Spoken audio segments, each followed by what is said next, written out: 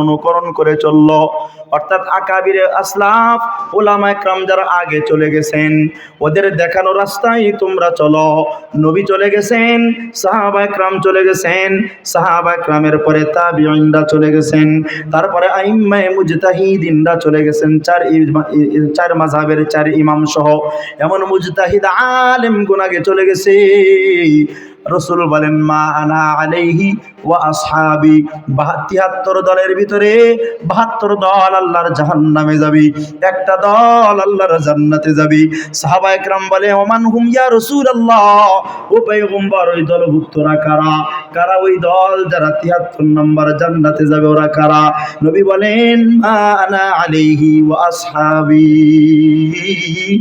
আমি যে দলের উপরে যে মত আর আদর্শের উপরে আছি, আমার সব সাহাবায়ে কেরাম যে আদর্শের উপরে প্রতিষ্ঠিত আছি, আমার সাহাবায়ে কেরামের দেখানো রাস্তার উপরে সাহাবীদের ছাত্র তাবিঈনরা আছি, তাবিঈনদের রাস্তা দেখানোর উপরে তাবিঈনরা আছি, তাবিঈনদের রাস্তার উপরে আইম্মায়ে মুজতাহিদিন আছি, উলামায়ে মুতাকদ্দিমিন আছে, উলামায়ে মুতাআখিরিন আছি।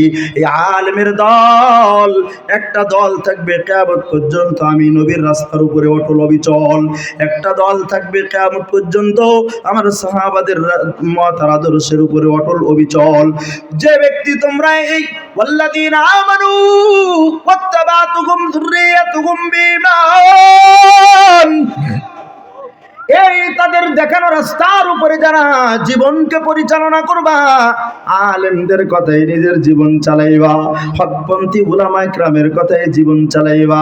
এখন একজন শোনেন, হুজুর আপনি বলে যান হাত এখানে বাঁধেন, আর একজন বলে এখানে বাঁধেন, আর একজন বলেন তারাবি ৮ রাকাত, আর একজন বলে ২০ রাকাত, আর একজন বলে আমিন আস্তে কও, আর একজন বলে জোরে কও, আর একজন বলে ইমামের পিছনে সূরা পড়ো, আর একজন পরে ইমামের পিছনে সূরা পড়লে নামাজই হবে না। আমি তো দ্বীনের কিছুই জানি না, আমি যাবো করে, আমি কলেজে যাবো কই? আমি একটা প্রশ্ন হয় না, কথা হয় না।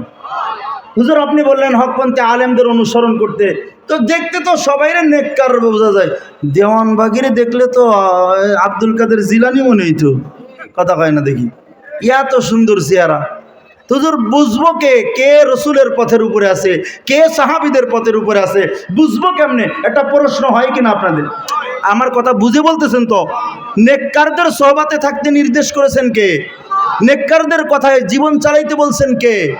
দুইটা দলিল দিয়েছি, একটা সূরা তাওবার 119 নম্বর আয়াত, 2 নম্বর সূরা তুরের 21 নম্বর আয়াত। আল্লাহ বলে তোমরা নেককারদের অনুসরণ করো। হুজুর কার অনুসরণ করব?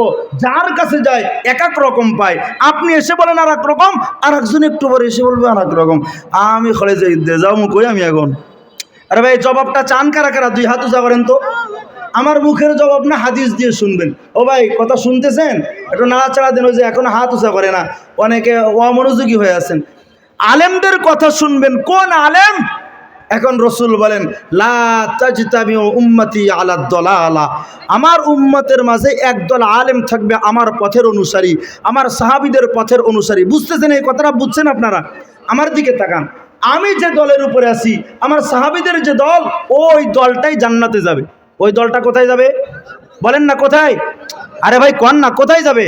জান্নাতে যাবে। এখন ওই দল কারা? রসুল বলেন লা তাজতামি উম্মতি আলা দালালা, আমার উম্মতের মাঝে একদল বহু সংখ্যক আলেম থাকবে।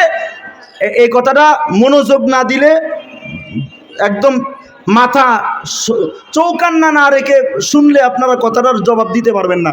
এবার বলেন, রসুল বলেন আমার উম্মতের মাঝে একদল হকপন্থী আলেম থাকবে যারা ভুলের উপরে একমত হবে না। কিসের উপরে? সবাই কোন? ভুলের উপরে একমত। আচ্ছা এখন বলেন, রসুল বলছেন লা তাজতামি উম্মতি আলা দালালা, আমার উম্মতের আলেমগণ ভুলের উপরে একমত হবে না। কিসের উপরে? আচ্ছা এখন 100 জন আলেম, কয়জন? জোরে কোন? 100 জনের ভিতরে 90 জন একরকম আমল করে। 90 জন বুঝে বলতেছেন? হাত এখানে বাঁধে। তো রসুল কি বলছেন? ভুলের উপরে, কথা কয় না, ভুলের উপরে একমত। জোরে কোন? ভুলের উপরে কারা? উম্মতের আলেমগণ। উম্মতের আলেমগণ ভুলের উপরে একমত হবে না। যদি একমত হয় তাহলে রসুলের হাদিস অনুযায়ী ওটা ভুল না সহিহ? এই যে দেখছেন আপনি, আমি কইছিলাম না, মাথা চৌকান্না না রাখলে আমার এই কথা জবাব দিতে পারবেন না আপনারা। রসুল বলছেন বহু সংখ্যক আলেম ভুলের উপরে একমত হবে না। তাহলে 100 জনের ভিতরে 90 জন আলেম যদি কোনো মাসালার উপরে একমত হয়, তাহলে রসুলের হাদিস অনুযায়ী ওই মাসালাটা ভুল না সহি? কেন নবীজি কি বলছেন? ভুলের উপরে একমত, ভুলের উপরে একমত। এই হাদিসটা হাদিসে মুতাওয়াতির, দঈফ না, কতঈ হাদিস না, মুরসাল না, মুনকাতি না। এই হাদিসটা হলো হাদিসে মুতাওয়াতির। সাহাবা একরাম থেকে এ পর্যন্ত বহু সংখ্যক মুহাদ্দিসিন একরাম এই হাদিস ব্যক্ত করেছেন।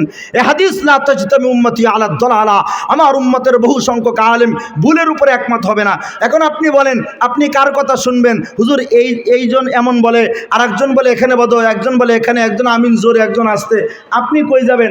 আপনার এখন উচিত হলো এই সমাজের ভিতরে, এই দেশের ভিতরে 100 জন আলেমের কাছে একটা মাসালা জিজ্ঞাসা করবেন। কয়টা?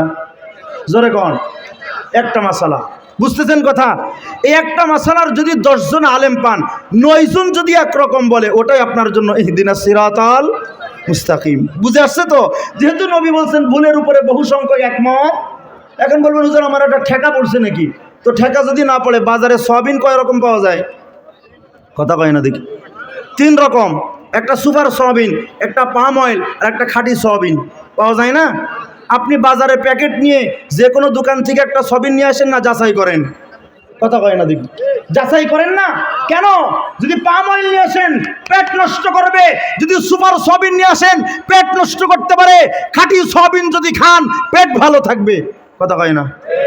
একটা পেট ঠিক করার জন্য যদি আপনি 3 দোকানে যাইতে পারেন, তাহলে ঈমান শুদ্ধ করার জন্য, আমল শুদ্ধ করার জন্য কি উলামা একরামের কাছে যাওয়া লাগবে না? কথা বুঝে আসছে তো? আল্লাহ আমাদের হকপন্থী উলামা একরামের সোহবত অর্জন করে দুনিয়া থেকে আল্লাহকে পাওয়ার তৌফিক দান করেন। জোরে বলেন আমিন।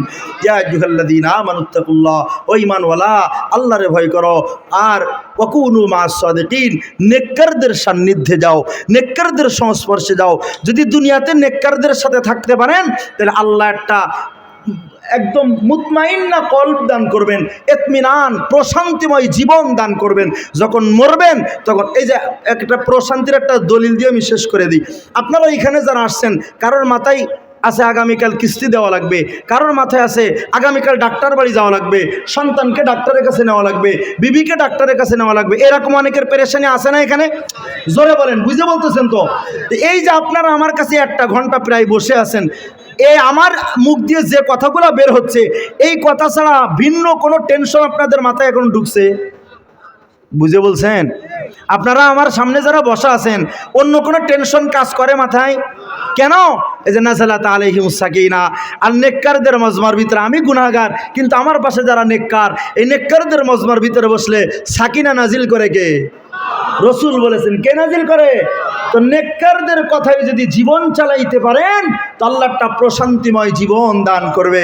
যখন মরবেন তখন আল্লাহ এবার আপনারে ডাক দিব, ওই কথা বলে, ইয়া আইয়াতুহান নাফসুল মুতমাইন্না, হে প্রশান্তময় আত্মা, ইরজিই ইলা রাব্বিকি রাদিয়াতাম মারদিয়া, আসো, ফিরে আসো, ফিরে আসো, তোমার রবের কাছে ফিরে আসো।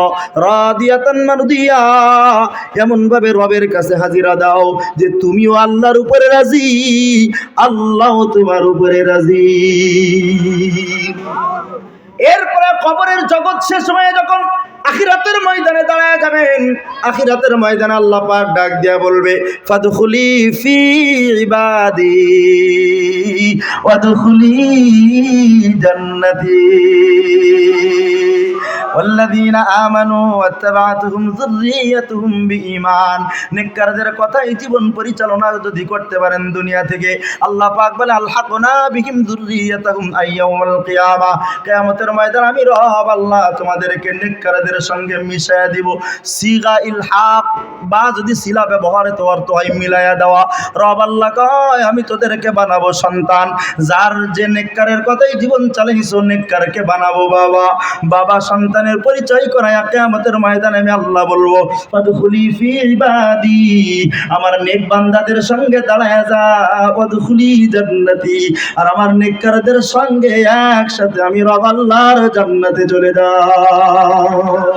আল্লাহ আমাদেরকে দুনিয়া থেকে নেককারদের সান্নিধ্য অর্জন করে আল্লাহ পর্যন্ত পৌঁছায়া জান্নাতে এই নেককারদের সঙ্গে একসাথে যাওয়ার তৌফিক দান করেন, বলেন আমিন। ওয়া আখিরু দাওয়ানা আলহামদুলিল্লাহি রাব্বিল আলামিন, মা আলাইনা ইল্লাল বালাগ। আমার কথায় আচরণে কেউ কষ্ট পাইলে আল্লাহর রাস্তায়